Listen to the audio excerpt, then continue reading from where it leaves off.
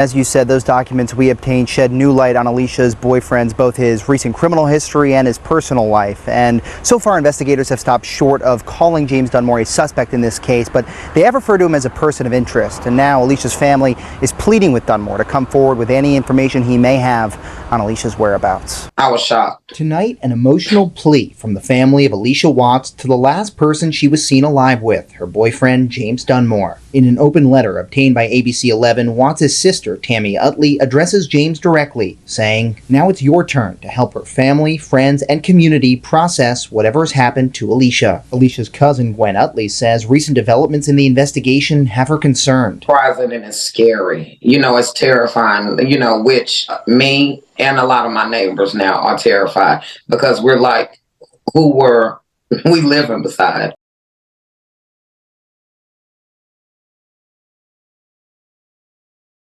Allisha Watts was from Moore County, North Carolina.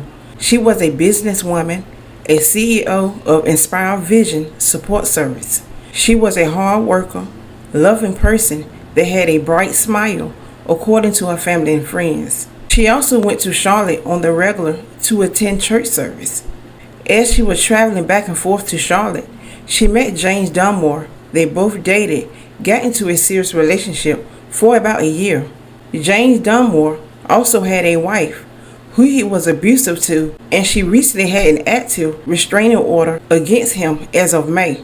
She's referring to new documents also obtained by ABC 11 that allege that Dunmore physically assaulted and abducted another woman in the Charlotte area in March. The complainant, listed in those documents as Dunmore's wife, alleges prior acts of violence, including choking, punching, and verbal attacks. Utley lives in the same Charlotte neighborhood as Dunmore and says she saw him with another woman previously, but she had no idea he was married. When I met him, he told me that he was not married. He told me I'd seen the lady that he was with when I moved here, and he told me that that was his girlfriend. Now, Utley says she fears the person she thought she knew wasn't that person at all. Well, I know that he wasn't considered a suspect at first, and now he's a person of interest, which he should have been in the first place because, that he was the last person that my cousin Allisha was seen with because I seen it with my own eyes. Allisha Watts was planning on going out on a date, but sadly, she became missing on July 16, 2023. The man accused of killing Allisha Watts will not face the death penalty. The Montgomery County District Attorney's Office confirms to Channel 9 that prosecutors do not intend to seek the death penalty in James Dunmore murder trial. Dunmore is accused of killing Watts, who was his girlfriend when she disappeared back on July 16th.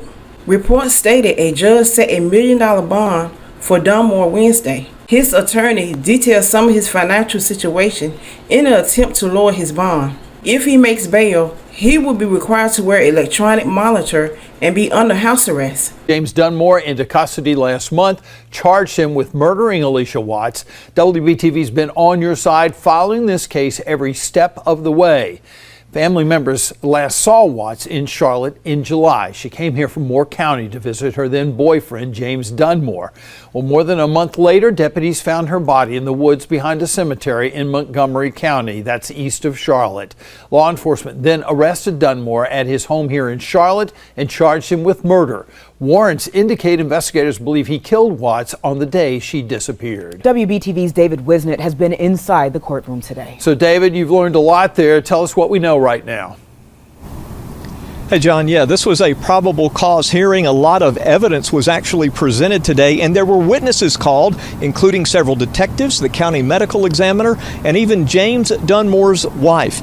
Now, after this hearing was over, Dunmore was brought out of the Montgomery County Courthouse. He was put in a patrol car. He immediately laid on his back across the back seat as he was driven off. Minutes earlier, he and dozens of family and friends of Allisha Watts heard testimony in court. A paramedic who works as county medical examiner said he determined the initial cause of death to be blunt force and strangulation. That's not the official cause. The state medical examiner will determine that, but that was the local examiner's preliminary conclusion. Then Dunmore's wife took the stand. They were separated at the time of Allisha Watts' disappearance. She broke down crying several times while telling the judge that Dunmore was controlling, manipulative, calculating, and physically violent. She said shortly after she left him, he lured her back to their house, forced her into the car, and then drove for hours, during which time he said he ought to just kill her. She said he assaulted her and raped her. Much of this testimony was new for the family and friends of Allisha Watts. This is what one family friend had to say just moments ago. I tried not to even look in his direction because he is stone and there's no reaction. So I really don't want to focus on him. And right now, he's just not there. Dunmore will be back in court. The judge did certainly find probable cause after this hearing to continue with this case. Dunmore will be in court on October 23rd. Meanwhile, members of Allisha Watts' family told us they're planning a birthday celebration. Her birthday would have been this month. Dunmore had a history of domestic violence and served time in prison for kidnapping. Watts' family told Channel 9 they wanted no bond for Dunmore, saying they wanted attorneys to dive into what happened in Charlotte. Dunmore's next hearing is on January 8th, 2024. I'm going to give my thoughts and opinion on this situation that shouldn't have happened. To take this woman's life and place her body at a grave site is just pure evil. This man had bad intentions the entire time. Not only that, he was a married man and was also abusive to his wife. That's why she had a restraining order out against him as of May of 2023. Because she knew how abusive her husband was. For him to have been having a relationship with Allisha Watts for about a year, I honestly believe that he was still dealing with his wife at that time. This man had a criminal history of abuse. This man didn't love women. He loved to abuse women. He loved to take control. He wanted to have that power. He was very much a narcissist. And if his wife hadn't taken action in time, she was going to be next. This man did not care about neither one of those women. He just wanted to control them. And if he didn't have it his way, he would do something evil. And that's what he done. Nothing ever ends well when you are dealing with a married man. I don't know if she knew that he was married. Maybe she found out and confronted him about it. And that's why he got upset. But we will never know. Ladies, please pay attention to the red flags, know your worth, and be safe. Leave your thoughts and opinions down below.